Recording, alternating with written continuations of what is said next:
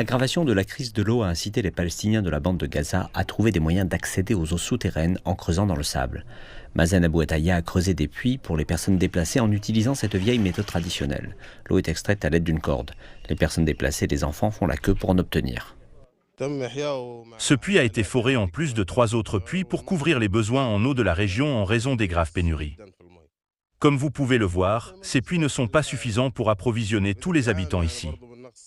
Nous avons besoin de plus d'eau. CGTN a accompagné Wasfia Faraj dans un camp de personnes déplacées au milieu de la bande de Gaza lors de son pénible voyage pour aller chercher de l'eau de puits et revenir à sa tente où elle s'occupe de sa famille. Nous souffrons dans des conditions difficiles. Nous avions l'habitude d'aller chercher de l'eau dans la mer ou dans des puits très éloignés de là où nous vivons. Ma mère est handicapée et a besoin d'eau tous les jours pour son hygiène. Je m'occupe aussi de mes enfants et d'autres enfants de la famille qui ont tous besoin d'eau en permanence.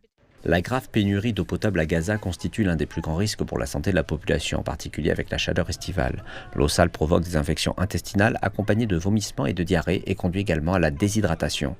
Alors que la guerre avec Israël se poursuit pour le 10e mois, Gaza a perdu la quasi-totalité de sa capacité de production d'eau, 88% de ses puits et 100% de ses usines de dessalement ayant été endommagées ou détruites, selon un récent rapport d'Oxfam.